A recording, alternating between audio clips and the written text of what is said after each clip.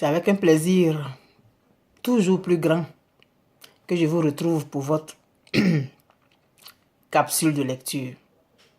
Je vous salue depuis le Québec. Je vous envoie beaucoup d'amour, beaucoup d'affection depuis le Québec. Qui que vous soyez, où que vous soyez, vous avez une place de choix dans mon cœur. Même si je ne vous connais pas physiquement, tous ceux qui m'écoutez, vous avez une place de choix dans mon cœur. Et je suis toujours très heureuse de partager ces moments de lecture avec vous. La dernière fois, nous avons su que Myrtille et Alexandre se sont disputés encore une fois. Alexandre, qui est censé faire un travail, qui est censé interviewer la jeune fille, se comporte chaque fois comme un gamin, comme lui-même il a eu l'impression. Et Myrtille aussi démontre qu'elle a un caractère fort. Elle a l'air d'être quelqu'un qui ne se laisse pas faire. Entre-temps, Alexandre a eu une aventure avec Iris, mais ça lui a laissé un goût amer. Et après sa dispute avec Myrtille, Iris l'a appelé plusieurs fois dans la journée, il n'a pas décroché. Parce qu'il ne savait vraiment pas quelle attitude adopter vis-à-vis d'elle. Car quand il s'est levé le matin, de leur première nuit ensemble, il avait un sentiment, comment dire, d'insatisfaction. Il n'était pas content, il avait eu l'impression qu'il avait abusé d'elle. Et il ne l'avait pas encore revue depuis leur nuit d'amour. Alors nous allons continuer notre histoire. Est-ce que vous êtes prêts? C'est toujours l'œuvre de Marie-Gabrielle Taka, l'interview. Alors, donc, comme je viens de vous dire, Alexandre n'avait pas encore revu Iris depuis leur nuit. Bonjour tout le monde. Iris vient d'entrer dans la salle de rédaction, rayonnante et resplendissante de bonheur. On peut bien la comprendre après sa nuit avec Alexandre, une nuit ou bien une aventure ou bien une relation qu'elle a toujours souhaitée. C'est tout à fait normal que le lendemain elle soit rayonnante. Alors, elle est vêtue d'un pantalon noir et d'un chemisier de lin blanc. Apercevant Annette, correctrice au journal, elle est soudainement remplie d'une joie machiavélique. Celle-ci est venue faire un brin de causette avec son amie Anita, qui est également photographe. Bonjour les filles, bien dormi? Bonjour Iris, tu as l'air de nager en plein bonheur. On le voit tant que ça? C'est vrai, j'ai passé hier une soirée extraordinaire. Ayant fini de lancer sa phrase aussi innocemment que possible, elle va s'asseoir à son bureau et fait semblant de travailler en guettant du coin de l'œil Annette, qui déjà commence à s'agiter. En fait, la présence d'Annette, bien que fortuite, lui a donné une idée qu'elle va très vite exploiter. Car Iris, se disant prise par le temps, elle doit faire vite. Elle doit attraper quelqu'un qui va l'épouser. À 34 ans, elle n'est pas encore fiancée, alors que ses deux petites sœurs sont déjà mariées et mères de famille. Elle vit encore avec ses parents à Trècheville-Arras et ceux-ci désespèrent de la voir leur donner un jour des petits-enfants. Elle se veut toujours rassurante envers sa mère, à qui elle dit toujours « Maman, je me marierai un jour aussi. » Se marier n'est pas une fin en soi, ma fille. Je me marierai mieux que Christiane et Victoire, tu verras. Tu n'es pas en compétition avec tes sœurs, à ce que je sache. Je sais que vous parlez dans mon dos, mais vous verrez. Je te souhaite tout le bonheur que tu mérites, ma fille. Mais ne te marie pas pour prouver que toi aussi, tu peux te marier. On le fait pour être heureuse, avoir des enfants, aimer son mari. Qui te parle d'amour et d'enfants? Tout cela ne m'intéresse pas du tout. Moi, je veux un mari, c'est tout. Et je ferai tout pour en avoir.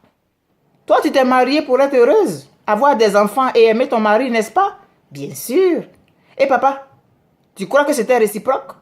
Papa qui n'hésitait pas à te tromper avec la première venue? Les hommes sont comme ça. Ils changent avec le temps. Moi, je ne permettrai jamais que mon mari me trompe. Parce que toi, maman, tu as donné la permission à papa de le faire. Quand il sortait et qu'il revenait, tu le traitais comme s'il n'avait rien fait, comme une esclave de l'amour. Moi, je ne serai pas l'esclave de l'amour. Je vais apprivoiser mon mari. Regarde papa aujourd'hui. C'est parce qu'il est fatigué et avachi qu'il reste à la maison. Tu crois que s'il était encore bien vigoureux, il n'allait pas continuer à courir les filles de notre âge? Sa mère l'avait réprimandé sévèrement et lui avait demandé de ne plus parler comme elle le faisait. Sinon, elle ne serait jamais heureuse. On revient donc à Annette. Sa collègue Annette la ramène brutalement à la réalité. Iris, tu dors les yeux ouverts? Ou bien tu revis ta nuit insolite? Oui, répondit Iris en souriant.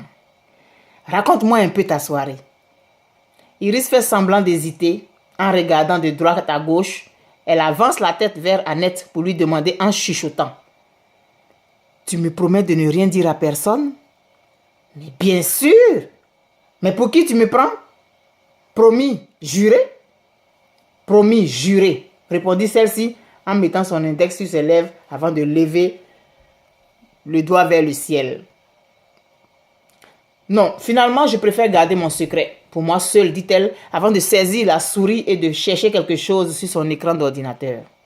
Annette s'en va toute déçue. Mais aux environs de 11 heures, elle revient à la charge. Iris donne l'impression d'avoir à se confier la mort dans l'âme et raconte tout à Annette dans les moindres détails. Celle-ci reste sans voix. Qui l'aurait cru?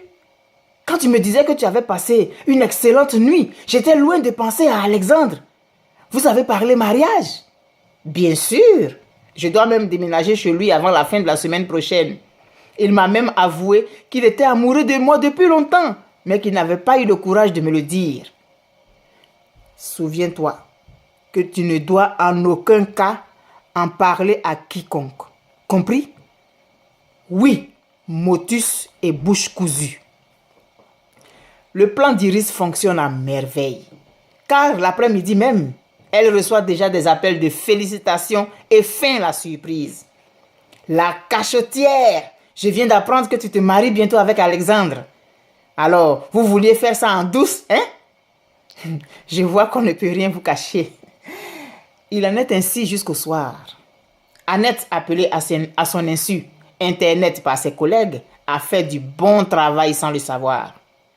La journée s'écoule ainsi, sans qu'Iris ne voie Alexandre. Néanmoins, elle rentre chez ses parents, le cœur rempli de joie.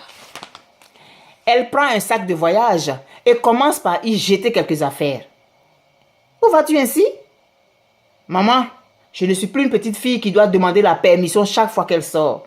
Mais je ne t'ai pas traité de petite fille, Iris. Je t'ai simplement demandé où tu vas. Et puis d'ailleurs, qui t'a donné la permission de rentrer dans ma chambre sans frapper? La porte était grande ouverte, excuse-moi. Où vas-tu? Maman, je vais chez mon fiancé. Mon fiancé. Tu es étonné? Mes petites sœurs en ont eu, non? Pourquoi ramènes-tu toujours à tes petites sœurs? Et puis, parlant de tes petites sœurs, nous avons connu leur fiancé avant même qu'elles n'aillent passer la nuit chez eux. Je ne suis pas obligée de suivre leurs traces. Je fais ce que je veux.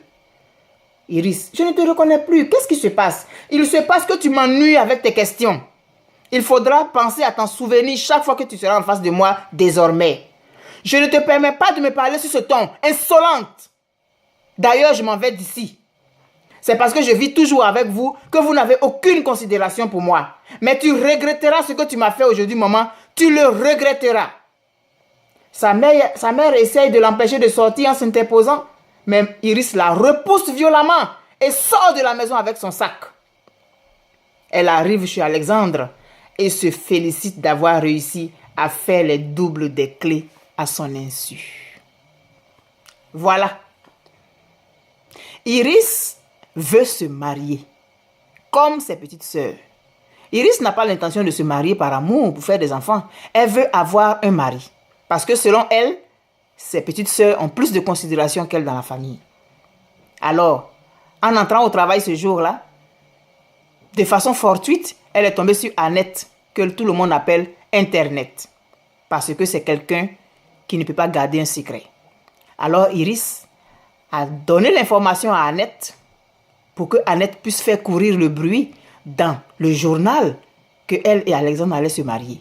Elle rentre chez elle, elle veut aller chez Alexandre, sa mère lui demande, il s'ensuit une dispute et elle part de la maison, non sans avoir bousculé sa mère qui s'était interposée.